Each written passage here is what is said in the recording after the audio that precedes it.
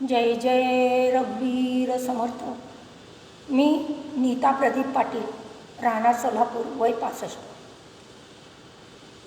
मनाचा श्लोकमधील 17वा श्लोक मी इथं सांगत आहे, तो मला अतिशय आवडला आहे. मनी मानव व्यर्थ चिंता वाहते, अकस्मात होणार होऊनी जाते. घडे भोगणे सर्वही कर्मयोगे, मती मंदते खेद मानी वियोगे. प्रथम मी अनुराधाताई यांचं खूप खूप आभारी आहे, कारण त्यांनी जो मनाच्या श्लोकवरचा उपक्रम सुरू केला आहे तो अतिशय वंदनीय आहे. ह्या श्लोकामध्ये समर्थांनी जे खरं आहे तेच मांडलेलं आहे. सत्य, प्रत्येक शब्दशब्द सत्य आहे त्यातला. मनी मानव व्यर्थ चिंता वाहते.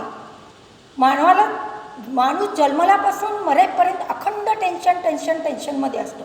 कुठल्या ना कुठल्या गोष्टीची चिंता करत राहतो. समर्थ म्हणतात, अरे बाबा, चिंता करू नको, चिंतन कर. कारण चिंता ही चितेवर नेते आणि चिंतन हे परब्रह्माची प्राप्ती करून देते. एवढा विवेक सद्गुरूंनी आपल्याला स्पष्ट इथं दाखवलेला आहे. बघायला गेलं तर मनुष्याचा जन्म हा परमार्थ करून आपल्या देहाला, आपल्या आत्म्याला सोडवण्यासाठी दिलेला आहे. मनुष्य जन्म हा सहजासहजी मिळालेला नाही आहे. फार मोठा लांबचा प्रवास करून आलो आपण. 83,99,999 योनी पूर्ण केल्यानंतर जेव्हा 50% पाप आणि 50% पुण्य हे समसमान झालं, त्यावेळेस हा नरदेह प्राप्त झाला. तो कशासाठी दिला? तर परमार्थ कर आणि मोक्षाला जा. पण मनुष्य काय करत बसलाय? नाही त्या उठाठेवी करत बसलाय. मनी मानव व्यर्थ चिंता वाहते, अकस्मात होणार होऊन जाते. समर्थ म्हणतात, ज्यावेळेस तुला जन्माला घातलं ना, त्याच वेळेस तुझा आयुष्याचा चित्रपट, सगळा घटनाक्रम त्यांनी लिहून ठेवला आहे. आणि ज्या घटना ज्यावेळेस घडणार त्या घडणारच, त्या कोणीही बदलू शकत नाही. मग त्यात आपण काय करणार आहे? म्हणून सद्गुरू म्हणतात ना, आलिया भोगासी असावे सादर.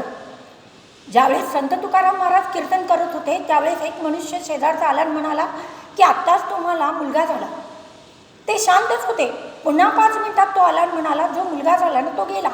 संत तुकाराम एवढंच म्हटले की ज्याचं होतं ना त्यांनी नाही. अकस्मात होणार होऊनी जाते. घडे भोगणे सर्वही कर्मयोगे. मग मानतो की माझ्या आयुष्यात हे जे दुःख आहे, जे कष्ट आहेत, जे प्रॉब्लेम आहेत, ते कशामुळं? तर सद्गुरूंनी स्पष्ट लिहून दिलं आहे, बाबा हा कर्माचा भोग आहे. मागच्या जन्मी जे तू कर्म केलेस ना, ते भोगण्यासाठी हा तुझा जन्म झाला आहे. आणि हे प्रारब्ध भोगल्याशिवाय तुझी सुटका नाही.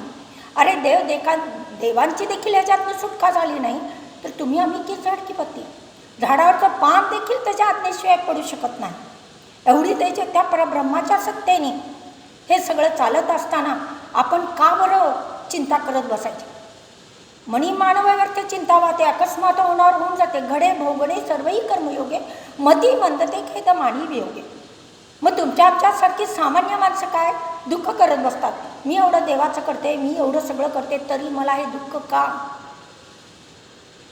म्हणून सद्गुरू म्हणतात की फळ पिकलं की पडणारच.